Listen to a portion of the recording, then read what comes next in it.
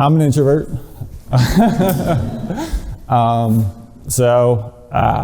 Been thinking about this presentation a lot and how I can add some value to you guys here this weekend. So the topic I kind of came up with was saving time on your path to FI. So before we jump into this, let's just have a little disclaimer. You know, we got to do this. Of course, this is not any sort of financial advice. This is for entertainment purposes only. Please consult with your local professional and do your own research before you take any action that we're about to talk about. So I think kind of starting off, it's important to tell you a little bit about myself. I graduated from the University of Florida with honors, and I was in a fortunate position to have a number of job offers come my way right out of school. And the company that I ended up selecting was a global Fortune 500 company. But sadly, I got laid off 6 months into my job. So that was pretty shocking, you know, hit to the ego. And it was a difficult time, but it was also some silver lining there because of the way that I was feeling, I didn't want to experience those emotions again. So that really led me down this path to what I learned as financial freedom. I first learned about this whole process through Robert Kiyosaki. And so he was my quote unquote guru. So I kind of followed his path and his teachings, which is how I kind of got into real estate. So after getting laid off, you know, I'm kind of watching my friends starting to climb the corporate ladder as I'm busy tumbling down it. So that was an interesting experience, but you know, kind of learned a lot about myself in that process as well. So I ended up picking myself back up and got back into corporate America, and I got a job as a loan officer for a large national bank. So over the course of my career there, I looked at tens of thousands of people's finances. So I was able to see kind of how people were managing their money, how they were, you know, using it, or, you know, the things that they were doing that were really preventing them from building wealth, which was very insightful for my own personal knowledge as far as the next steps that I wanted to take. I mean, I can remember a couple situations, you know, where I was trying to help people get approved that were making literally $50,000 a month, but for some reason or another, they couldn't get approved for a mortgage, which was just mind-blowing to me. So it reinforced a lot of the things that we talk about in the community as far as like the millionaire next door. So just because you see somebody who lives in a gigantic house and, you know, drives a fancy car means nothing. They're probably in debt to their, up to their eyeballs most of the time. So I saw that. And then I also saw the people that, lived or made significantly less money, but yet they still had an approach that allowed them to build seven-figure net worths and do the things that they wanted to do in life. So kind of having this insight allowed me to project what my own life could become if I, followed some of these things that I had learned firsthand. So that got me into saving, investing, and starting to build my portfolio. And then, a couple years later, as I'm saving money and investing and what have you, I got a big shock in my life, and still chokes me up a little bit to this day. But my dad passed away, and that was another one of those like bottom kind of moments in my life. But the silver lining there for me is that, tomorrow is never promised. If you want to do something, you got to do it now. Anything can change, The season of life changes, and if there's something you really want to pursue, I would encourage you to do it today.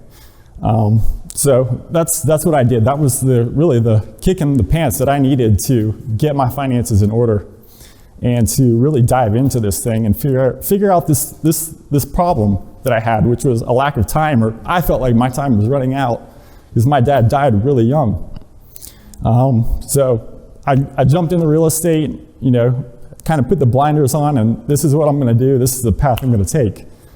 So I started investing in real estate, got into private lending because that was just natural for me, since my background is a loan officer. So I had no problem, making low LTV mortgages to people that were flipping properties, and then eventually got into real estate syndications. So after a couple of years of kind of following that path, I got to the point where I had completely replaced my income, and that allowed me to quit my job. So my wife and I decided that we wanted to travel for the foreseeable future.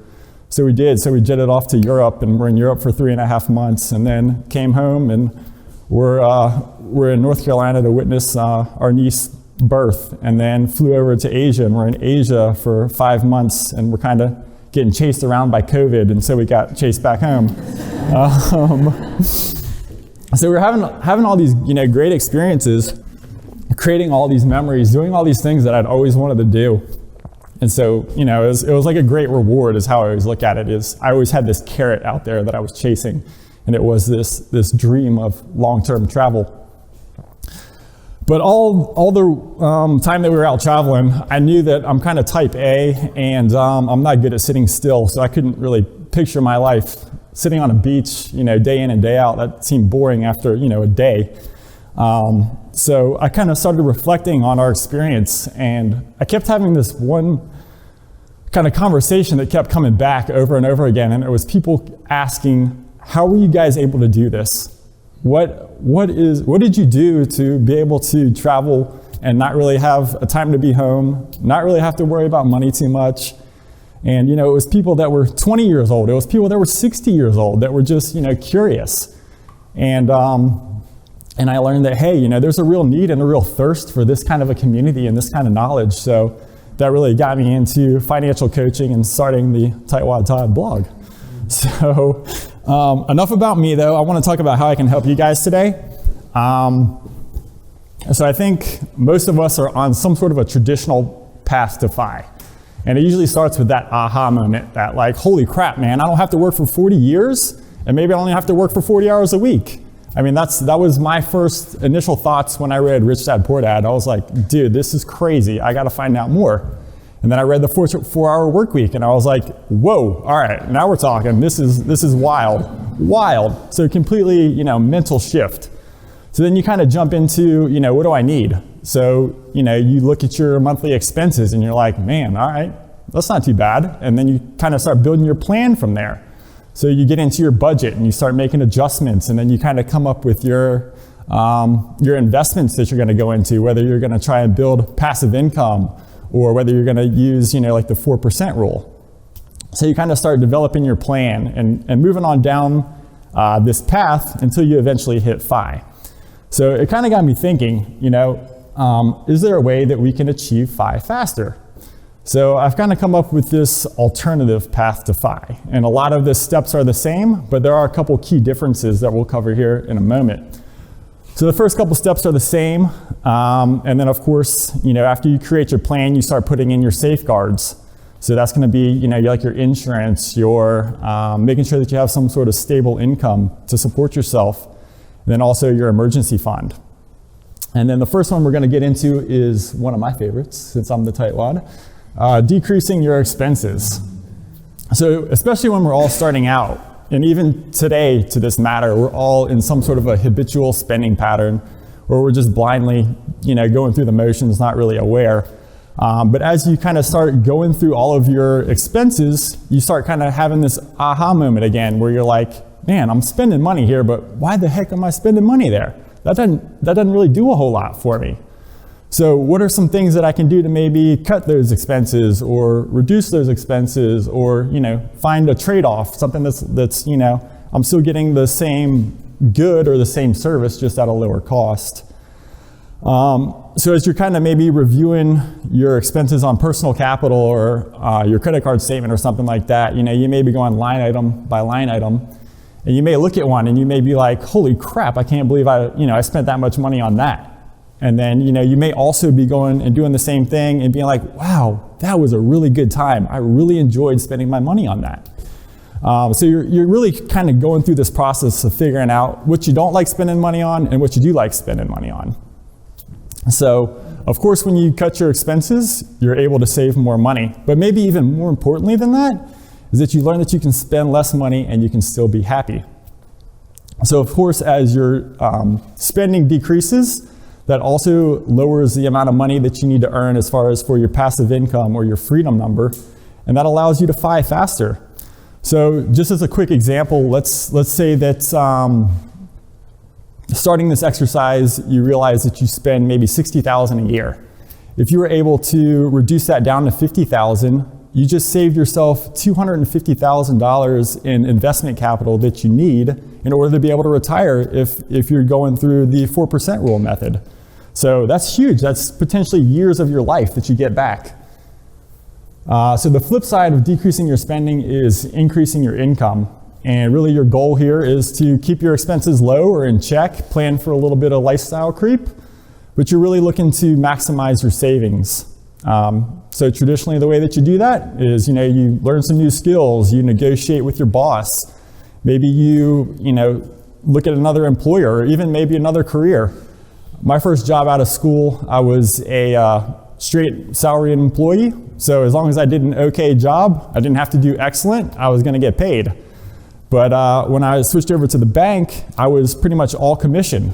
So I was now in charge of my income. So if I wanted to work really hard, I would be rewarded for that. And that would allow me to save more money. And when you have more money that you can put to work for you, you can FI faster. There's two main ways that we can put our money to work for us. So on the traditional path, what we usually do is we start by paying down debt.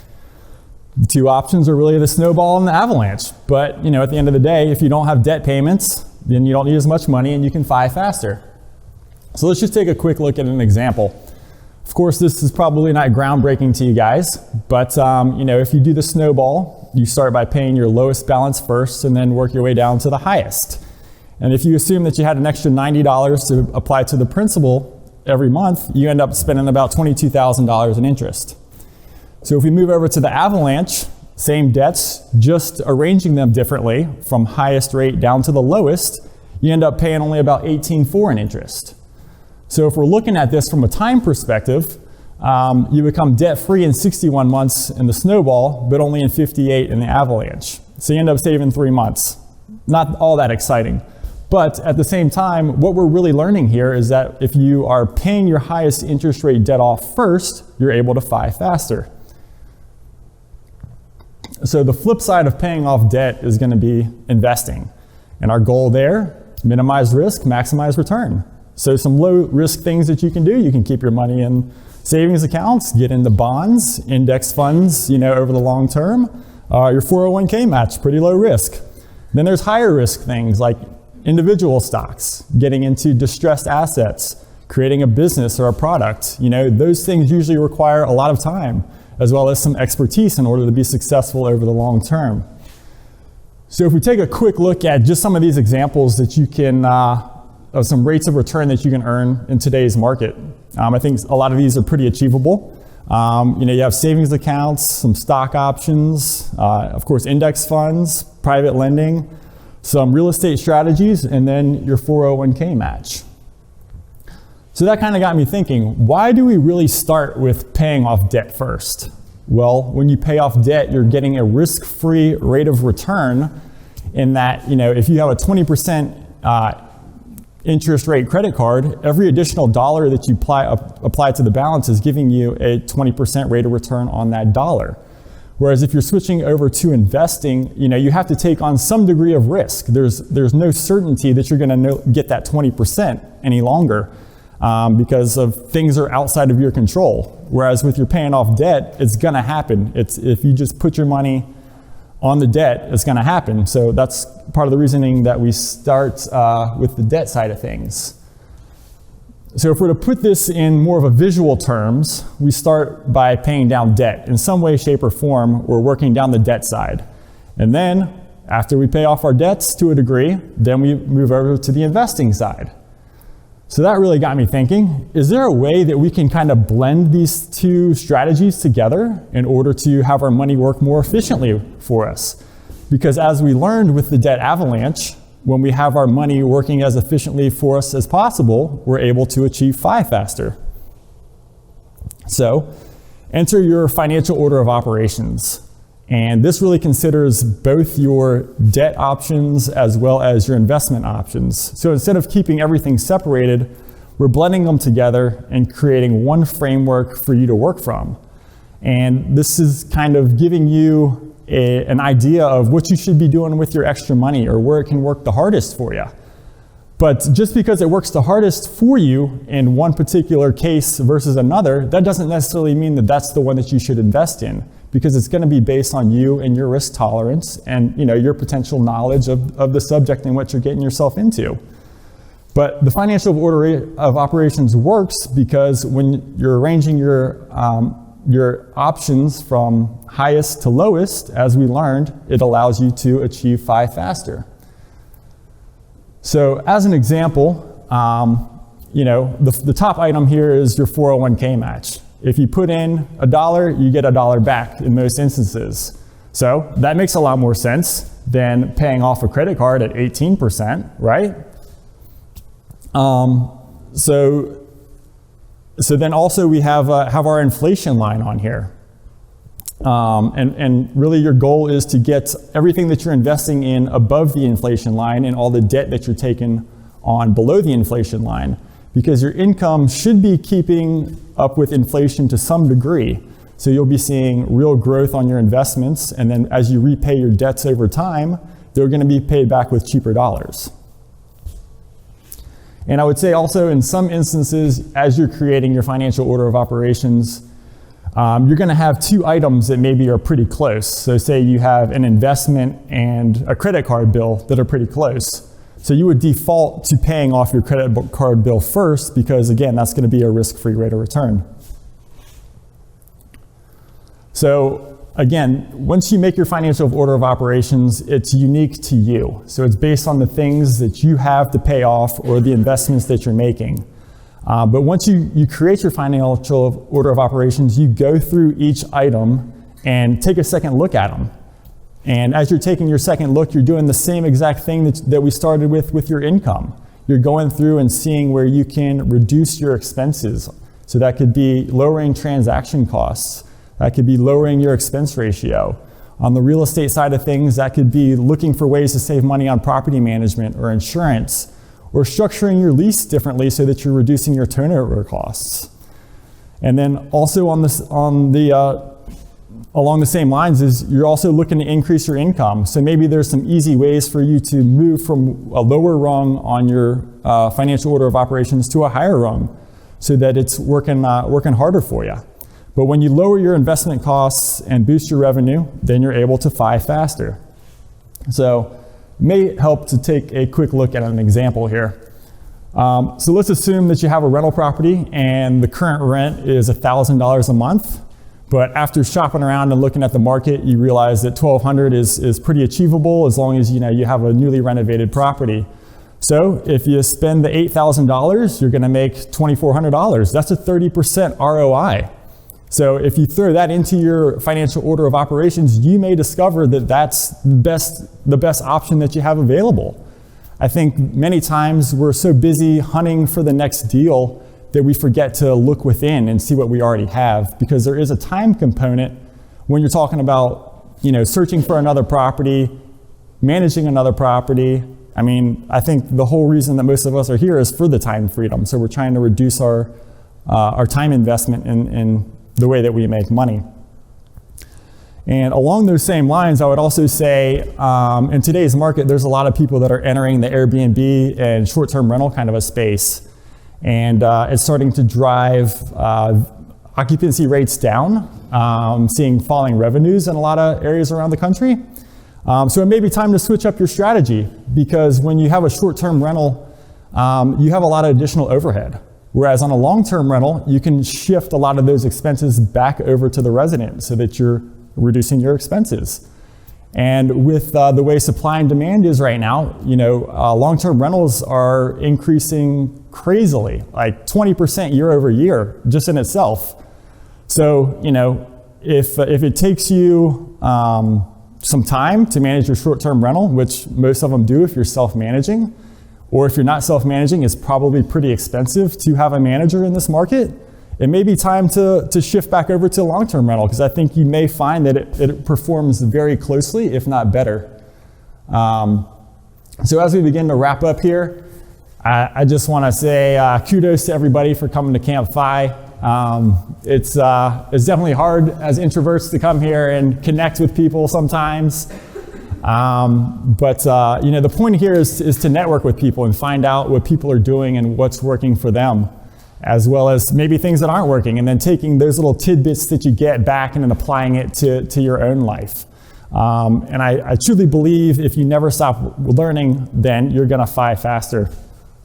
So, in conclusion, to answer our original question, can you fly faster? Yes, you can. And you do that by cutting your expenses, increasing your income, following your financial order of operations, taking a second look, and continuing your education. And as we wrap up, just want to leave you guys with my company motto. The key to achieving your dreams is living below your means. So